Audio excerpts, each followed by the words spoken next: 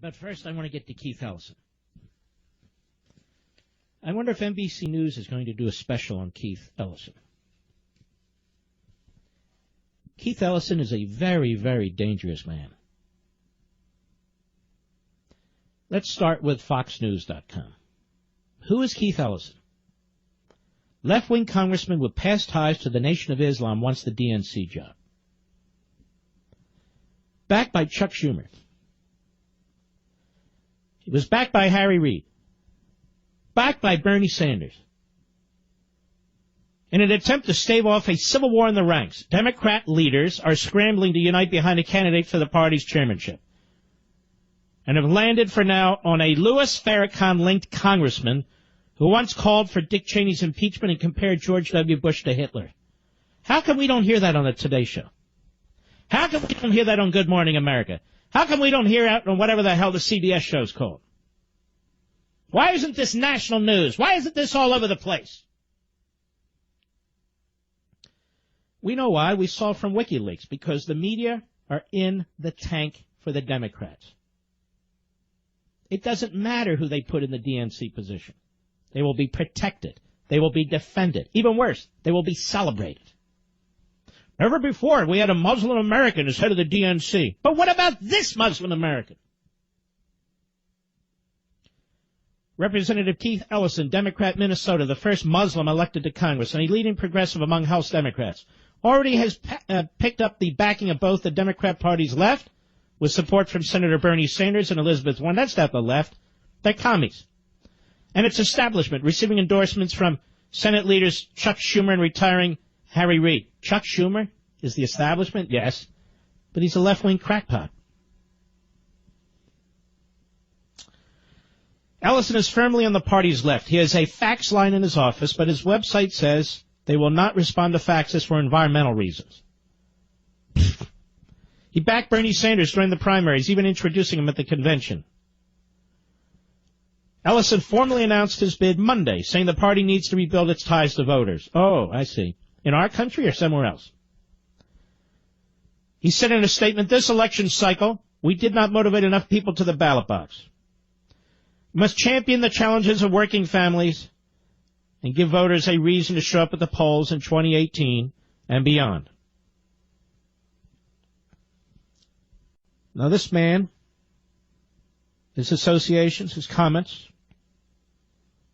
Ellison's 2006 run for his seat was plunged into controversy after the Powerline blog found that he once identified with Farrakhan's Nation of Islam, and in 1998 was referring to himself as Keith X. Ellison.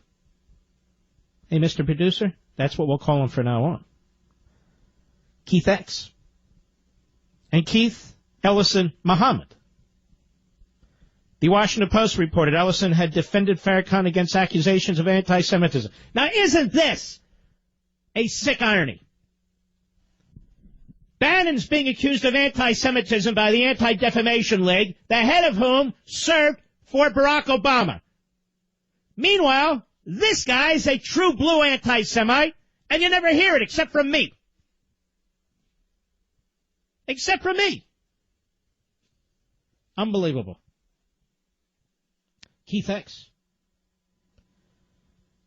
Farrakhan. He defended Farrakhan against accusations of anti-Semitism in 1989, and in 1990 he called affirmative action a sneaky form of compensation for slavery, calling instead for reparations. Oh, this guy's good. Keith X. Unbelievable. And the controversy around... Are you listening, NBC, ABC, and CBS? Do you give a damn about the truth ever? Ever? Will Chuck Schumer denounce this man today? No, he already endorsed him.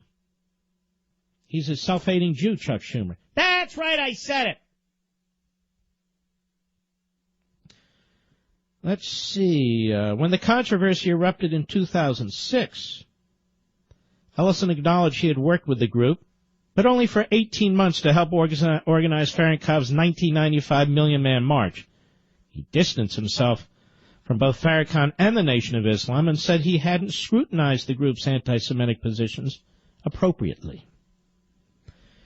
Well, then he must have an IQ of -7, because everybody knows what Farrakhan is.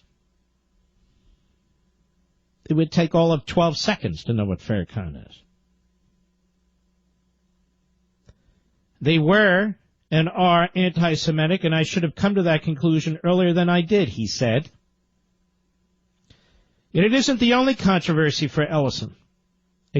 For Keith X. In 2007, Keith X made a comparison between Bush and 9/11 to Hitler in the 1933 Reichstag fire. 9/11 is just the juggernaut in American history, and it allows it almost like, the Reichstag fire, Ellison said, according to a Daily Telegraph report at the time. After the Reichstag was burned, they blamed the communists for it. And it put the leader of that country, Hitler, in a position where he could basically have authority to do whatever he wanted. Oh, so I guess 9/11 was an inside job. You Democrats, you're really sharp. Rallying around this fool.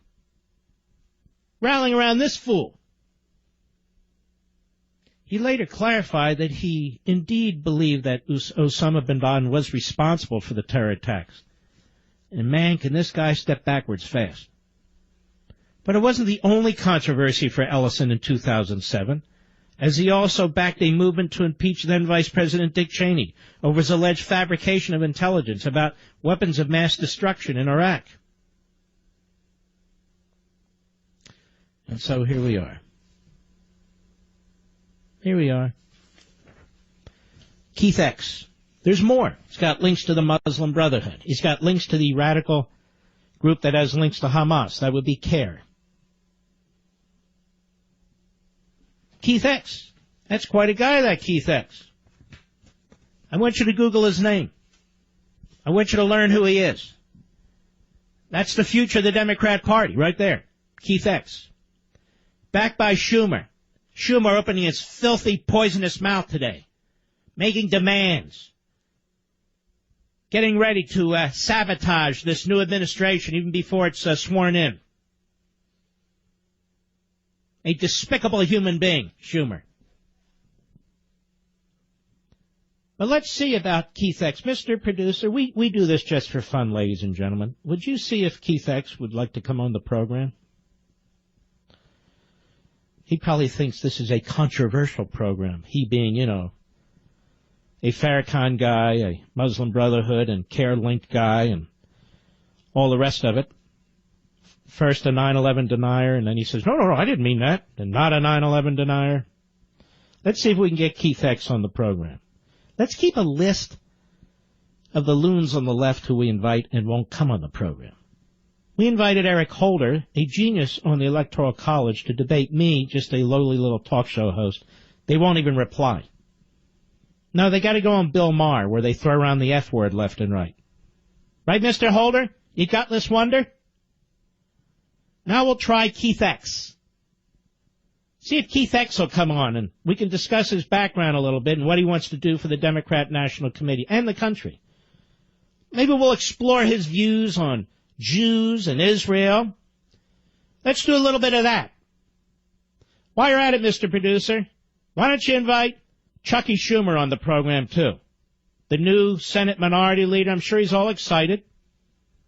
His fangs are all sharpened. Let's see if we can get Schumer on here. Hey, Chucky, as you well know, we're heard in New York, big time, Chuck, on the great WABC, 50,000 watts.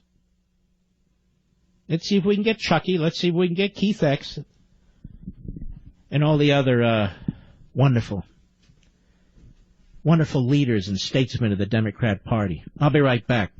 Mark Levin.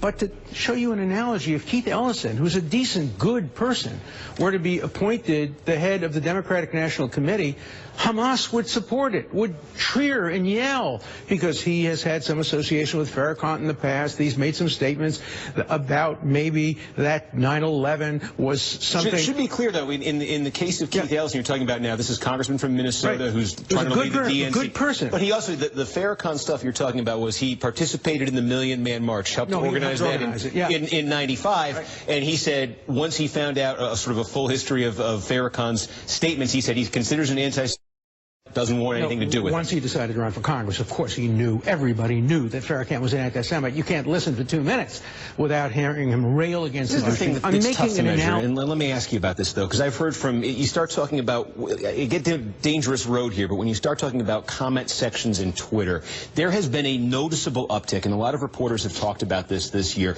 of anti-Semitic commentary in Twitter feeds in terms of responses to reporters, comments directed at reporters, in comment sections on a place like Breitbart. You know where most of it comes from? Most of the anti-Semitic tweets come from the hard left. I know.